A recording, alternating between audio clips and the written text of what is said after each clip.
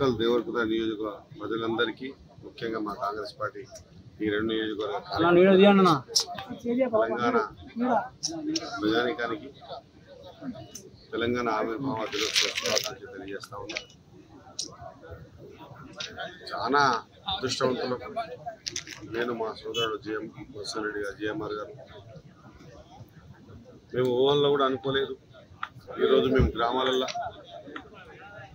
మా ప్రభుత్వం ఈరోజు లాంఛనంగా చేయాలి, ఇండ్లకు చేయాలి, కట్టిన ఇండ్లకు చెక్కులు ఇవ్వాలి, బేస్మెంట్ లెవెల్ వాళ్ళ 1 లక్ష రూపాయలు చెక్ ఇవ్వాలంటే అసలు ఈ ఆర్థిక స్థితిగతులు ఇంత దౌర్భాగ్యమైన పరిస్థితుల్లో ఉన్నా కూడా సాహసోపేత నిర్ణయం తీసుకున్నటువంటి ముఖ్యమంత్రి గారు రెడ్డి గారికి, మరి మాలాంటి మొదటిసారి ఎమ్మెల్యే అయినటువంటి మా ఎమ్మెల్యే మంత్రులు కూడా గ్రామాన మళ్ళొకసారి నిజంగా కూడా ఇది జరుగుతుందా, ఇస్తారా, ఇంకా ఆ 10 ఏళ్ళకి మేము అసలు చూడనే లేదు ఇళ్ళని, ఇది సాధ్యమా అంటే సాధ్యమే అయింది. మీ అకౌంట్లో 1 లక్ష రూపాయలు పడ్డాయని కూడా చెప్పడం జరిగింది.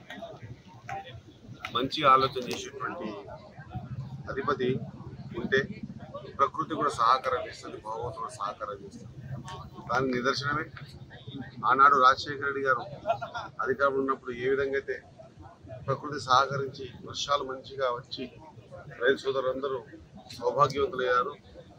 అదే మాదిరిగా ఈనాడు రేవంత్ రెడ్డి గారి ఆధ్వర్యంలో, రేవంత్ రెడ్డి గారి అధికారంలో ఉన్నప్పుడు మా పేద ముఖ్యమంత్రి వచ్చిన తర్వాత వర్షాలు కూడా ఇంత అడ్వాన్స్గా రావటం, రైతులందరూ కూడా ఎవరిని మాట్లాడించే పరిస్థితులు లేరు. వాళ్ళ పొలాలని అందంగా తీర్చిదిద్దుకుంటా ఉన్నారు. నిజంగా కూడా ప్రకృతికి మరి అదే మాదిరిగా ఈ విధంగా అడ్వాన్స్ వచ్చినప్పుడు ఈ రోజు కావాల్సినటువంటి అన్ని సౌకర్యాలని అది కూడా సీట్స్ కూడా అంచనా చేయలేదు. మరి చాలా అదృష్టంగా భావిస్తూ ఉన్నాం. ఈరోజు ముందే మా భీమా నది పారడం వల్ల నీళ్ళు అడ్వాన్స్గా నింపుకోవడం, రైతులకు సహకారం చేసే విధంగా పప్పులు స్టార్ట్ చేయడం, పప్పులు స్టార్ట్ చేయడం జరిగింది. రేపల్లిలో కృష్ణానది మీద ఉన్నటువంటి గోపులవరం పప్పులు స్టార్ట్ చేస్తూ ఉన్నాం. చెప్పే విషయం అంతా ఒక్కటే. అందుకే రాజు మంచోడైతే, రాజు గుణవంతుడైతే, రాజు అదృష్టవంతుడైతే, రాజు నిజంగా కూడా మంచి ఆలోచన ప్రజల కోసం చేస్తే ప్రకృతి భగవంతుడు కూడా సహకారం చేస్తాడు అనడానికి ఇది పెద్ద నిదర్శనం. ఒకరికొకరు సహకారం చేసుకోవచ్చు, పెద్ద విషయం కాదు. ఆ బంధం లేదా చుట్టరికం మంచి వచ్చాడు, కానీ ప్రకృతి సహకారం చేయడం అనేది మా గొప్ప ఆలోచన విధానం అనేటువంటి మాట మరొకసారి తెలంగాణ ప్రజలకు, ముఖ్యంగా మక్తల్ దేవరకథ నియోజకవర్గ ప్రజలకు తెలంగాణ రాష్ట్ర ఆవిర్భావ దినోత్సవ శుభాకాంక్షలు. ఇప్పటిదాకా మా అన్న శ్రీహరి గారు చెప్పినట్లు కాబోయే మంత్రి ఈరోజు ప్రకృతి కూడా మనకు సహకరిస్తూ ఉందని చెప్పేసి ఇప్పటిదాకా శ్రీహరి అని చెప్పినట్లు మీరు చూస్తూ ఉన్నారు. నాకు తెలిసి ఎప్పుడో 1982లో రోహిన్ కార్తిలో ఇట్లా ముందస్తుగా వర్షాలు వచ్చి మన దూరాల నుంచి మోటార్స్ ఆన్ చేసుకున్న విషయము, అంటే దూరాల నుంచి మన కోయిల్ సారకు నీళ్లు తీసుకోవడం అనేది ఇది మొదటిసారిగా ఎన్నో సంవత్సరాల తర్వాత ఈరోజు చూస్తూ ఉన్నామని చెప్పేసి రైతులు చెప్తా ఉన్నారు. ఇక్కడ ఉన్న సీనియర్స్ అందరు కూడా ఆ విషయం చెప్తా ఉన్నారు. అదే కాకుండా ముఖ్యంగా ఈరోజు మన ప్రజాపాలన మేము ఆ రోజు మాట ఇచ్చిన ప్రకారం ఆ మాట నెరవేర్చే విధంగా ఈరోజు ముందుకు పోతా ఉన్నాం. ఎన్నికల ముందు ఖచ్చితంగా ఇందిరమ్మ రాజ్యం తీసుకురండి, ఇందిరమ్మ రాజ్యంలో మీకు అందరికీ కూడా ఇందిరమ్మ ఇండ్లు కట్టిస్తామని చెప్పేసి ఆ రోజు మాట ఇచ్చిన ప్రకారమే ఈరోజు ఎక్కడ చూసినా ఒక పండగ వాతావరణం లాగా తెలంగాణ వ్యాప్తంగా ఈరోజు ఇందిరమ్మ ఇండ్లకు సంబంధించి మొక్కులు మోస్తూ ఉన్నారు. ఈరోజు ముఖ్యంగా దేవరకథ నియోజకవర్గంలో మీరు ఈరోజు చూసింటారు, మనము పైలట్ ప్రాజెక్ట్ కింద ఏదైతే విలేజ్ సెలెక్ట్ చేసినామో ఆ విలేజ్లో ఇందిరమ్మ ఇల్లు కట్టించి ఆ ఇల్లు గృహప్రవేశంలో కూడా ఈరోజు నేను పాల్గొనడం జరిగింది. తెలుగు విజయం అనే ఆమెకు ఇల్లు కంప్లీట్ చేసుకున్నది. ఆమెకు ఆల్రెడీ 5 లక్షల గాను 4 లక్షల రూపాయలు ప్రభుత్వం తరఫున సహాయం కూడా అందింది.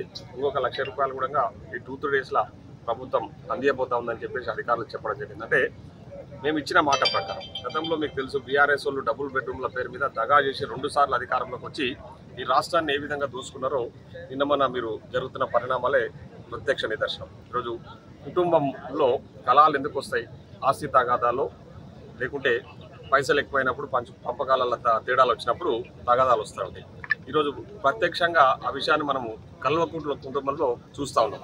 ఈరోజు అన్న మీద చెల్లె మీద అన్న, వాళ్ళిద్దరు కలిసి మళ్ళీ వాళ్ళ నాన్న మీద ఈ విధంగా, అంటే కల్వకుంట్ల కుటుంబం అంటే కేసీఆర్ గారి కుటుంబము అధికారాన్ని అడ్డం పెట్టడం అడ్డగోలుగా దూసుకొని ఆస్తులను పెంచుకున్న సందర్భంలో ఆ కుటుంబంలో కలహాలు ఏర్పడి ఈరోజు బీఆర్ఎస్ పార్టీలో ఎవరికి వాళ్ళు ఏం జరుగుతుందో మీరు చూస్తూ ఉన్నారు. అంటే అధికారం అప్పచెప్తే ప్రజల సమస్యలు పరిష్కరించకుండా ప్రజా సమస్యలను గాలికి వదిలేసి వాళ్ళ కుటుంబమే పెద్దనం భయించి మొత్తము రాష్ట్రాన్ని అధోగతి పాలు చేసినా కూడా అంటే ఆర్థిక పరిస్థితి బాగాలేకపోయినా మేము అధికారంలోకి వచ్చినాక మా గౌరవ ముఖ్యమంత్రి శ్రీ రేవంత్ రెడ్డి గారి నేతృత్వంలో 6 నిమిషాలు కష్టపడుతూ ఆర్థిక వ్యవస్థను చక్కదిద్దుతూ ఇచ్చిన హామీలని కూడా నెరవేరుస్తాం.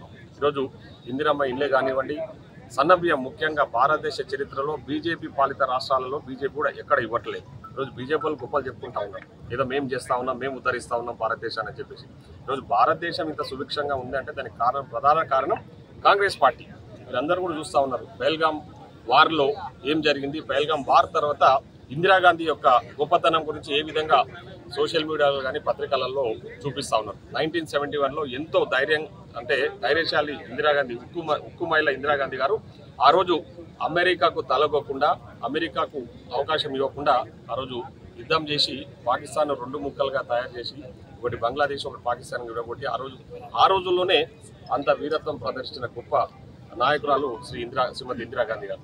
సో ఈరోజు చూస్తూ ఉన్న బీజేపీ మోడీ గారి గురించి ఎంతో పెద్ద గొప్పలు ఊహించుకున్నారు. అందరూ కూడా ఏం జరిగింది అందరూ కూడా గమనిస్తూ ఉన్నారు. కాబట్టి ఈరోజు ఏదైనా కూడా ఈ రాష్ట్రం కానీ ఈ దేశం కానీ సుభిక్షంగా ఉండాలంటే కాంగ్రెస్ పార్టీ.